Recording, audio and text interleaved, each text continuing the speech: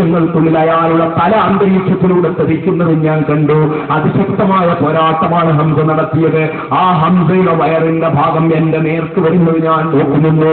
ഹംസയുടെ വയറിന്റെ ഭാഗം ഞാൻ ഒളിച്ചിരിക്കുന്ന ഭാഗത്തിന് നേരെ വന്നപ്പോൾ എന്റെ കയ്യിൽ വെച്ചുന്ന വിഷം പുരട്ടിയ ചാട്ടുളി ഞാൻ വലിച്ചെറിഞ്ഞു. ആ ചാട്ടുളി ഹംസയുടെ വയറിൽ ചെന്ന് തളച്ചു കയറി. അങ്ങനെ ഹംസ താഴെ വീണു. ഹംസ എന്ന് താഴെ വീഴേണ്ട താമസം ഹംസ എന്ന പോരാളി മഹാനായ പ്രവാചകൻ അസദുൽ ഇലാഹ് എന്ന് വിശേഷിപ്പിച്ച, ദൈവത്തിന്റെ സിംഹമെന്ന് വിശേഷിപ്പിച്ച, അല്ലാഹുവിന്റെ സിംഹമെന്ന് വിശേഷിപ്പിച്ച ആ ഹംസ എന്ന് താഴെ വീഴേണ്ട താമസം ഹംസയുടെ അടുക്കലേക്ക് ഓടിയെത്തിയ ശത്രുവായ ഹിന്ദു മഹാനായ ഹംസയുടെ അടുക്കലേക്ക് എത്തി. ആ പിടയുന്ന ഹംസ റളിയല്ലാഹു തആല അൻഹുവിന്റെ ശരീരത്തിന്റെ ഓരോ അവയവങ്ങളും വെട്ടിമുറിച്ചു. ഹംസയുടെ തലയോട്ട് വെട്ടിപ്പിളർന്നു. ഹംസയുടെ നെഞ്ചകം പിളർന്നു.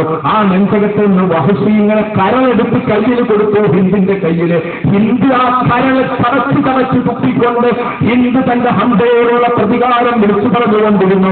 അറബി കവിതകൾ പാടിക്കൊണ്ട് ആവേശം തീർത്തുകൊണ്ട് ഹംസയുടെ ശരീരം വെട്ടിമുറിച്ചുകൊണ്ടിരുന്നു. വലതുകാൽ വെട്ടിമുറിക്കപ്പെട്ട ഹംസ, ഇടതുകാൽ വെട്ടിമുറിക്കപ്പെട്ട ഹംസ, വലതു കൈ വെട്ടിമുറിക്കപ്പെട്ട ഹംസ, ഇടതു കൈ വെട്ടിമുറിക്കപ്പെട്ട ഹംസ, നെഞ്ചകം വെട്ടിപ്പിളർക്കപ്പെട്ട ഹംസ, തലയോട്ടി വെട്ടിപ്പിളർക്കപ്പെട്ട ഹംസ, തലച്ചോറ് കവച്ചരക്കപ്പെട്ട ഹംസ, തലയോട്ടിൽ മദ്യമൊഴിച്ചു കുടിക്കപ്പെട്ട ഹംസ.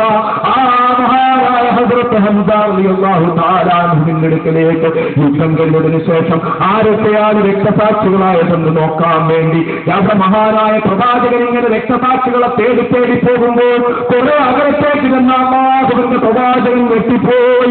ഇതാരുടെ മുഖമാണിത്, ഇതാരുടെ തലയോട്ടിയാണിത്, ഇതാരുടെ കയ്യാണിത്, ഇതാരുടെ കരളാണിത്.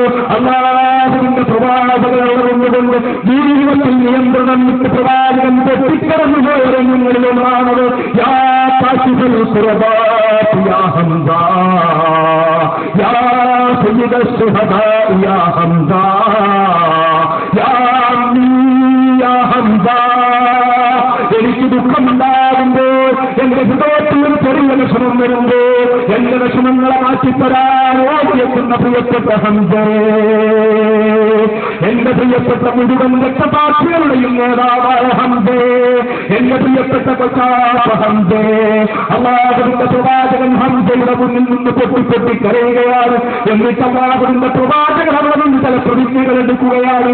പ്രവാചകൻ അവിടെ നിന്നുകൊണ്ട് പറയുകയാണ്, ഈ മൃതദേഹം ഞാൻ കൊണ്ടുപോകില്ലായിരുന്നു, ഈ ശരീരം ഞാൻ കൊണ്ടുപോകില്ലായിരുന്നു. പക്ഷേ ഇവരുടെ പ്രിയപ്പെട്ട സഹോദരി സഫിയ, ഈ ശരീരം കാണാൻ ആഗ്രഹിക്കുന്നല്ലെങ്കിൽ ഈ ശരീരം ഞാൻ അങ്ങോട്ട് കൊണ്ടുപോകില്ലായിരുന്നു എന്ന് പറഞ്ഞുകൊണ്ട് ആ ശരീരം എടുക്കാൻ വേണ്ടി പറഞ്ഞ എനിക്കെന്റെ ജീവിതത്തിൽ ഇന്ന് വരെ പറ്റിയത് മഹാനായ പ്രവാചകൻ പറയുകയാ. ഖദീജയുടെ വേർപാടെന്ന് വേദനിപ്പിച്ചിട്ടുണ്ട്, അബൂതാലിബ് എന്റെ വാപ്പാവ് വേർപാടെന്ന് വേദനിപ്പിച്ചിട്ടുണ്ട്. മക്കയിൽ നിന്ന് ഞാൻ മദീനയിലേക്ക് പോരേണ്ടി വന്നപ്പോൾ വല്ലാതെ ഞാൻ വിഷമിച്ചിട്ടുണ്ട്. പക്ഷേ എനിക്കെന്റെ പ്രിയപ്പെട്ട കൊച്ചാപ്പ ഹംസയുടെ ഈ ദാരുണമായ അവസ്ഥയോടും വേദനയുള്ളതൊന്നും എനിക്കിന്നുവരെ ഉണ്ടായിട്ടില്ല എന്ന് പറഞ്ഞ മഹാനായ പ്രവാചകൻ ഹംസയുടെ ശരീരം കെട്ടിപ്പൊറിഞ്ഞു കൊണ്ടുപോവുകയാ. ആ മുറിക്കപ്പെട്ട കാല്, മുറിക്കപ്പെട്ട കയ്യെ, വെട്ടിമുറിക്കപ്പെട്ട ശരീരം, തവച്ചരക്കപ്പെട്ട കരള്, തവച്ചരക്കപ്പെട്ട തലച്ചോറ് എല്ലാം വാരി കെട്ടിക്കൊണ്ടുപോവുകയാ. ഇത് കൊണ്ടുപോയിട്ട് പ്രവാചകൻ ജനാസ നമസ്കരിക്കാൻ വേണ്ടി വെക്കുകയാ. ഒരു യുദ്ധത്തിൽ ഷഹീദായവരിൽ ആദ്യമായി ഹസ്രത്ത് ഹംസയ്ക്ക് വേണ്ടി ജനാസ നമസ്കരിക്കുകയാ. ഹസ്രത്ത് ഹംസയ്ക്ക് വേണ്ടി ജനാസ നമസ്കരിച്ചിട്ട് അടുത്ത ജനാസ കൊണ്ടുവരുമ്പോൾ മാറ്റാൻ പോയവരോട് പറഞ്ഞു, വേണ്ട അവർ ഇരിക്കട്ടെ. അങ്ങനെ 70 ജനാസകൾ മാറ്റുന്ന സമയമത്രയും ഹംസയുടെ ജനാസ മുന്നിൽ വെച്ചുകൊണ്ട് ഓരോ നമസ്കാരവും ഹംസയ്ക്ക് കൂടിയാക്കിക്കൊണ്ട് 70 ജനാസ നമസ്കാരം ഹംസ റളിയല്ലാഹു തആല അൻഹുവിന് കിട്ടുകയാണ്. അല്ലാഹുവിന്റെ പ്രവാചകൻ ജീവിതത്തിൽ ഏറ്റവും പൊട്ടിക്കറിഞ്ഞത് ഹംസയുടെ വേർപാടിലാണ്. ആ വേർപാടിന് കാരണക്കാരിയായ ഹിന്ദു, ആ ഹിന്ദും വഹിഷ്യും മറ്റൊരു ഘട്ടത്തിൽ പ്രവാചകന്റെ അടുക്കൽ വരികയാ. എന്നിട്ട് പ്രവാചകനോട് ആ ഹിന്ദു മുഖമെല്ലാം മൂടിക്കെട്ടിക്കൊണ്ടുവന്ന് ചോദിക്കയാ, അങ്ങേ പ്രവാചകനെ അങ്ങ് കാരുണ്യത്തിന്റെ കടലാണല്ലോ. അങ്ങത്തെ ഈ മക്കം ഫതഹിന്റെ ദിവസത്തില്, ഈ മക്കാ വിജയത്തിന്റെ ദിവസത്തില് അല്ലാഹുവിന്റെ പ്രവാചകൻ ദീർഘമായ ആധ്വാനത്തിനും കഠിനമായ ത്യാഗത്തിനും ശേഷം അല്ലാഹുവിന്റെ വാഗ്ദാനം പാലിച്ചില്ലേ?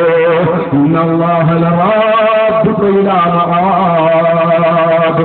അങ്ങയുടെ യഥാർത്ഥ സ്ഥലത്തേക്ക് തന്നെ മടക്കിക്കൊണ്ടുവരും. അല്ലാഹു തആല മടക്കിക്കൊണ്ടുവന്നു. പ്രവാചകൻ ഒരു ദിവസം